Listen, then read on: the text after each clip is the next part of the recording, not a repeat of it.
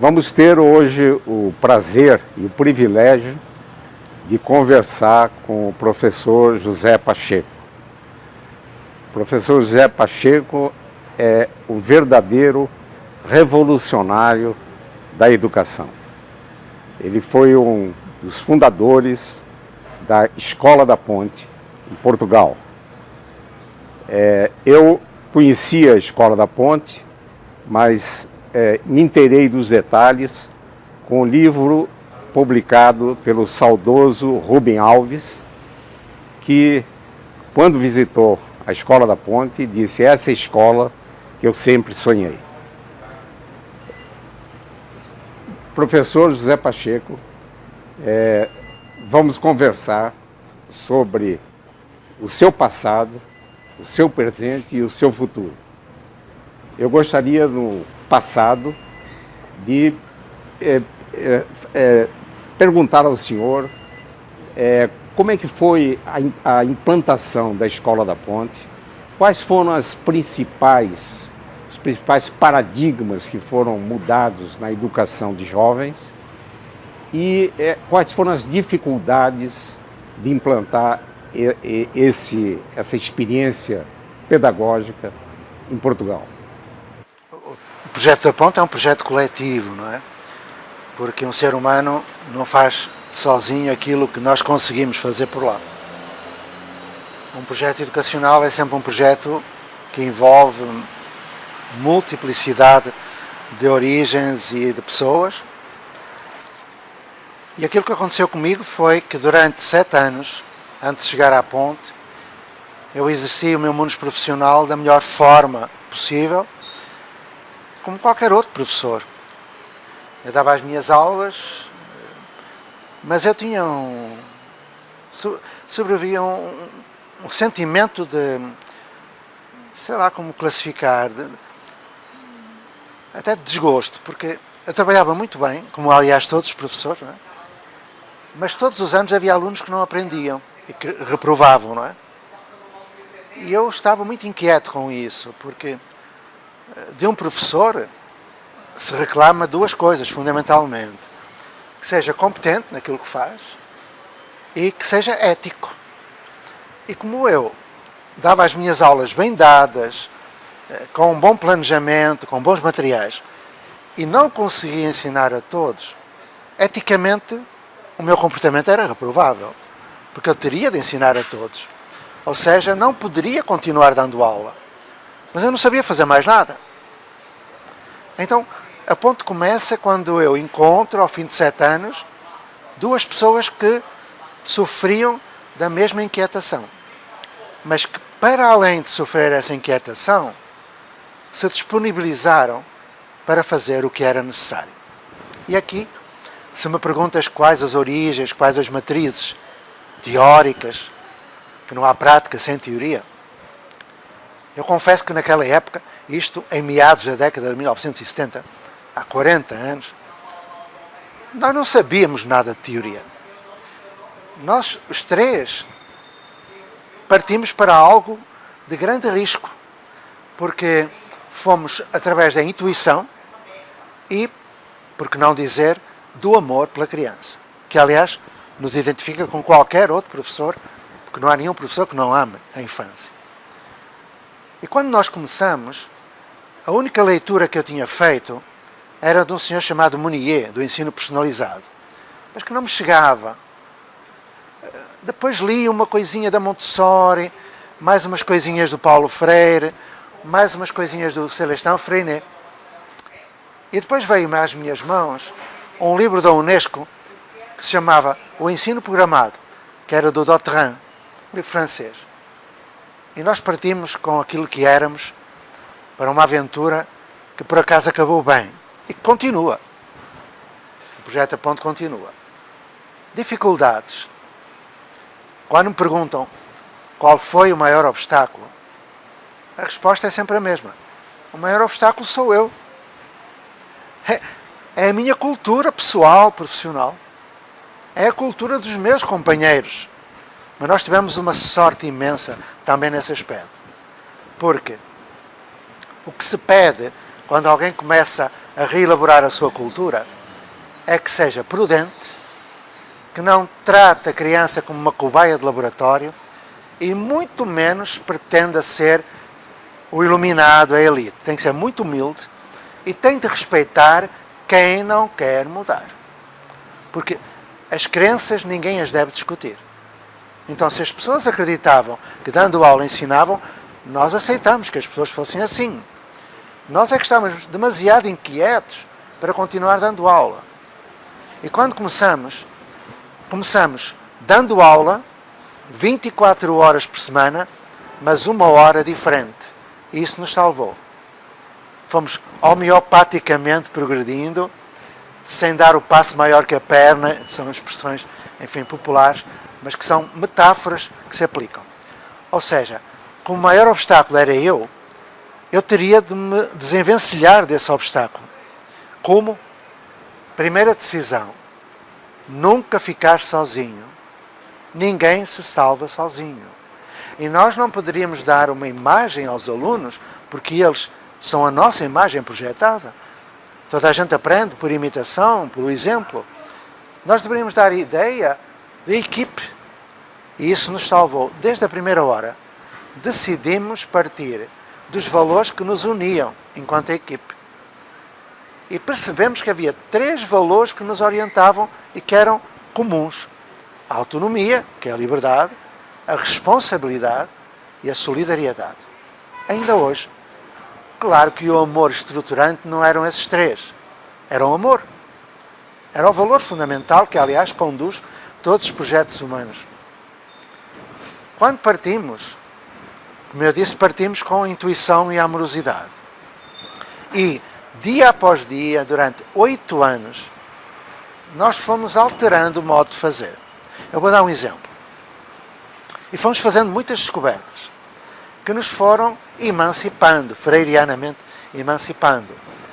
Porque a leitura leva à emancipação se ela for colocada, enquanto contributo teórico, numa prática, construindo praxis que funcionem, que façam aprender. Vou dar um exemplo.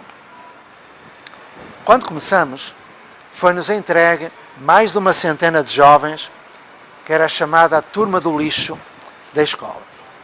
Chamar lixo a seres humanos é sinal de que nós ainda estamos na proto-história da humanidade. Estamos na barbárie, não é? Ainda.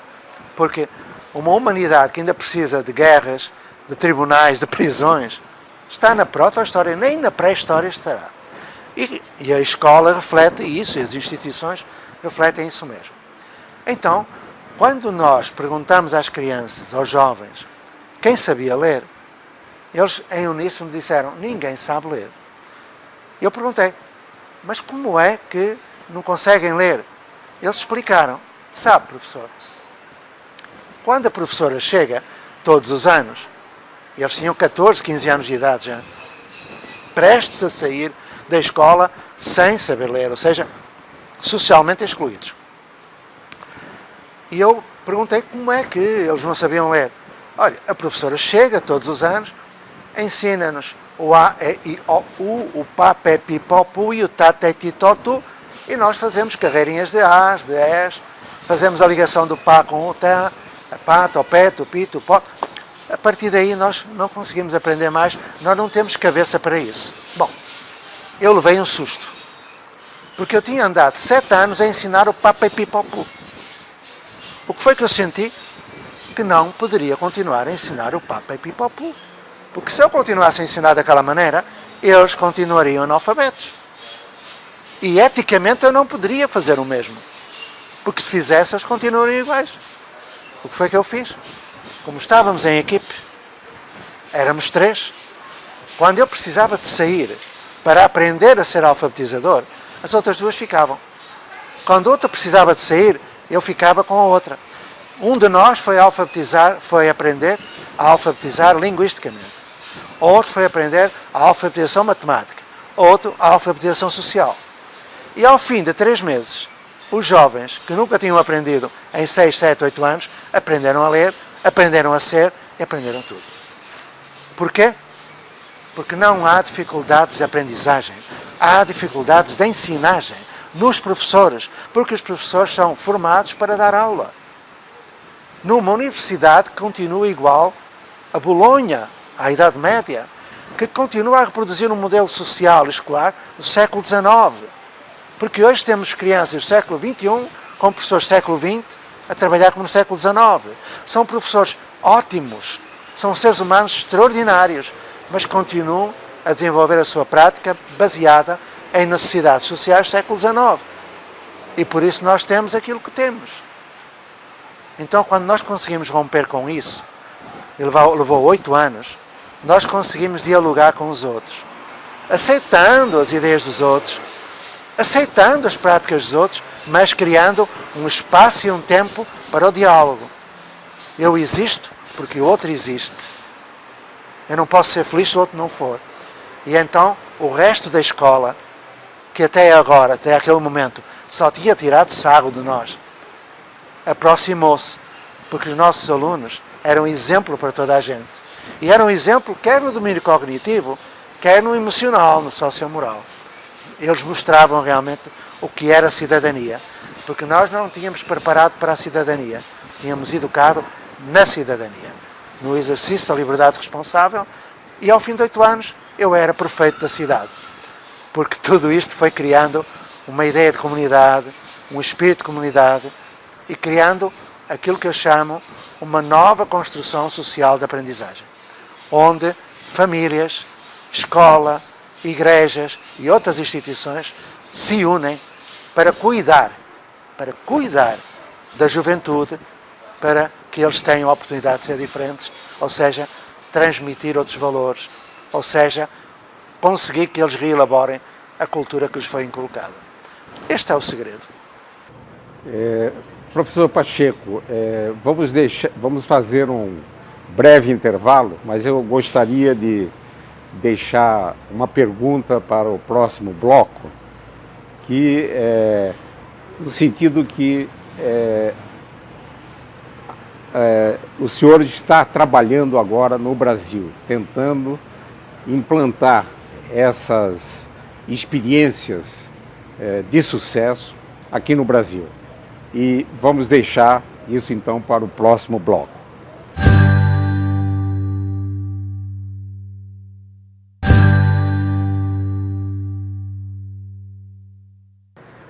No bloco anterior, o professor José Pacheco nos deu uma ideia rápida dessa mudança de paradigma na aprendizagem. Temos o grande privilégio de termos o professor José Pacheco, com essa experiência acumulada em Portugal, agora aqui no Brasil. E sabemos que ele está introduzindo, espalhando, né, como se fosse uma epidemia do bem, essas ideias pelo Brasil. E a experiência mais consolidada é do Projeto Âncora na cidade de Cotia. Então eu perguntaria, professor Pacheco, o que significa essa atuação, essa mudança no Brasil, e como é que vai, quais são os resultados imediatos para o nosso país? Eu creio que o Brasil é terreno fértil para novos projetos, mas também é terreno fértil para projetos sem consistência. Portanto, o risco também é esse. Não é? Não basta boa vontade ou conhecimento teórico. E quando eu aceitei participar do início do Projeto Âncora, eu parti do princípio de que não era o início, era o recomeço.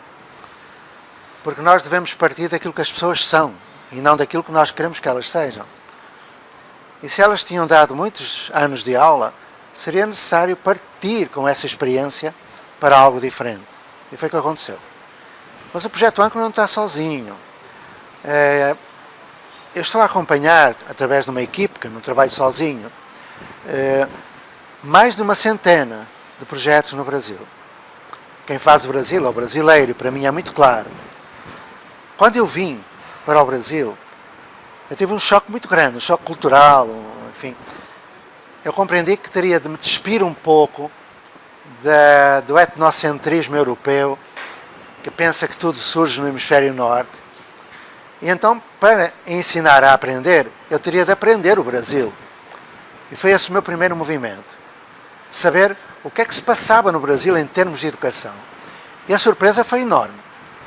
O Brasil tem os melhores teóricos que eu conheço no mundo, e eu conheço dezenas de países, e as fontes teóricas mais importantes. Tem os melhores projetos que eu já vi no mundo. Alguns antigos já, e que foram destruídos, enfim, em dois momentos da história do Brasil que eu não quero recordar. Então, quando fui para o Âncora, eu dei um pouco o impulso aos brasileiros que tomavam consciência da possibilidade. Porque há quem critique, pois o Brasil no PISA está mal colocado, pois o IDEB é baixo. Eu sou muito relutante em relação a esses comentários e às lamentações. Eu sou mais do discurso da possibilidade. Eu acredito nos professores e acredito no Brasil. Então eu decidi ficar, porque é apaixonante. Está tudo por fazer. E quando o Âncora se concretizou, e posso dizer-te que é a resposta direta à tua pergunta, como se concretizou, eu diria que hoje, para além do Âncora, há mais 3 ou 4 lugares onde eu gostaria que a atenção, sobretudo da mídia, se concentrasse. E são lugares como Petrópolis, com o projeto Alta Independência, que é um projeto numa favela de Petrópolis, bem difícil por sinal, e todo o movimento da educação GAI, a escola, que está a decorrer no Distrito Federal, onde já foram criados uma dúzia de movimentos a que eu chamo comunidades de aprendizagem. E outros lugares, a Maria Peregrina, São José do Rio Preto, etc. Bom, voltando ao Âncora, que foi, digamos, a primeira Âncora. É curioso que quando eu cheguei, a pessoa que tinha feito o projeto, um empresário que tinha investido toda a fortuna devolvendo ao Brasil aquilo que o Brasil lhe deu, ele dizia que queria uma escola porque fazer contraturno era como tentar enxugar gelo. Então, eu fui devidamente avisado de que não poderia trazer da Europa para cá, não é? Como um Cabral do século XXI, aquilo que na Europa se faz. A Europa é a Europa, o Brasil é o Brasil. O que eu fiz foi escutar. Escutei quais os valores matriciais, os que estavam nas pessoas, porque escolas são pessoas, não são edifícios, são pessoas. E as pessoas são os seus valores. E quando os valores são transformados em princípios de ação, dão origem a projetos que têm uma visão do mundo, uma visão de sociedade, uma visão de ser humano específica. Nós estávamos entre favelas, com um lugar maravilhoso, em que o centro é um circo, a Ágora, com profissionais que tinham dado muitos anos de aula, e quando um velhinho me foi receber e disse: "Você é que é o tal professor Pacheco?" Sim, tem dias que eu ando à procura de mim, brinquei. "Não, mas o senhor vai fazer o projeto?" "Eu não. Quem vai fazer o projeto são os brasileiros. Mas com estes professores você vai entrar numa fria." "Mas porquê?" "Eles não conseguem fazer nada." Eu disse: "Mas eu tenho outros?" "Não, então é com estes." E foi com professores como quaisquer outros que o projeto Âncora surgiu. Desde a primeira hora foi muito claro, nós teríamos de situar a educação num outro contexto. Teríamos de quebrar os muros e o interface entre a escola e a comunidade, para que não houvesse escola e comunidade, mas que a escola fosse um nodo de uma rede de aprendizagem que se chama comunidade. E podemos aprender na escola, como podemos aprender noutro lugar qualquer, na igreja, no centro cultural, na biblioteca, na praça, na casa, na internet. Então, desde a primeira hora, colocamos professores a morar dentro da favela. Desde a primeira hora, escutamos a população nas suas necessidades. Desde a primeira hora, fomos passo a passo, criando outras condições de aprendizagem. E hoje, o Âncora, posso dizê-lo, é talvez a única escola no Brasil que tem aquilo que é a vaca sagrada, o IDEB 10. Mas isso pouco me importa. O que nós temos lá são cidadãos autónomos, generosos, solidários, responsáveis, que numa geração vão modificar aquelas favelas, devolvendo a dignidade à favela, requalificando os espaços e promovendo o bem-estar de todos. Isso foi o que o Âncora fez e continua. Hoje já não estou no Âncora. Hoje eu estou voltado para outros projetos. Porque quando um projeto já vai pelo seu pé, o que nós temos de fazer é o desapego. Afastarmos-nos para que eles vão pelo seu pé. Então o Âncora foi a primeira de muitas experiências, entre aspas, que eu vou apoiando.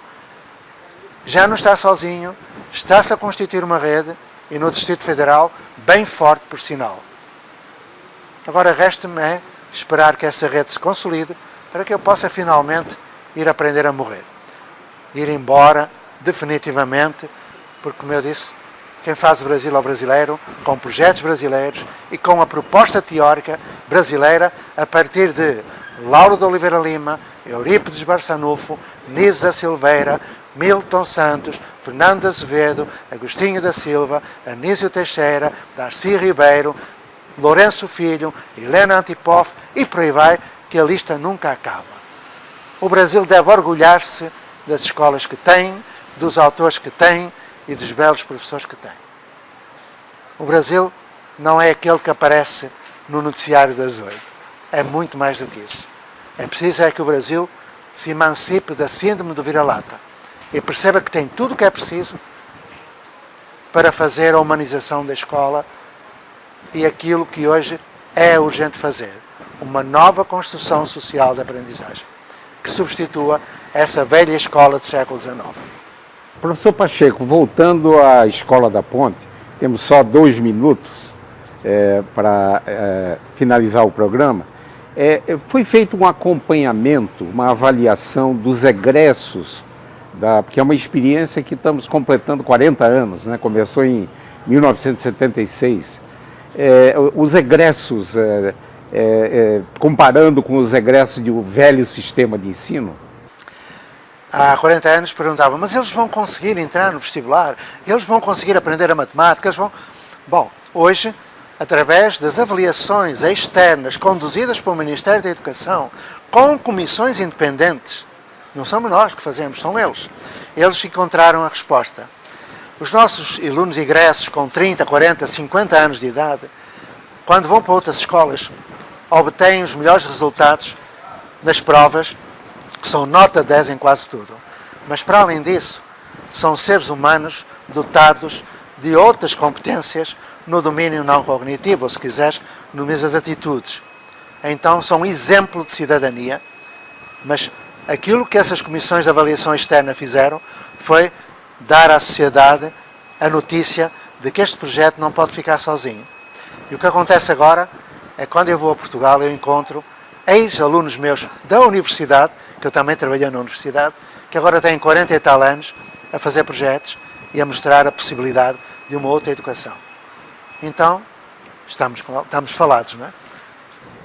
Eu gostaria, professor José Pacheco, antes de encerrar a nossa conversa, falar em nome das crianças e jovens brasileiros, agradecer o seu protagonismo em a gente mudar os paradigmas da aprendizagem aqui em nosso país, e falo em nome, principalmente, dos brasileiros que vão nascer aí, das próximas gerações, e tenho certeza que o esforço que está fazendo vai refletir no futuro do Brasil. Muito obrigado, professor. Grato fico eu por esta oportunidade e de mostrar que o Brasil tem tudo o que precisa. Então, muito obrigado.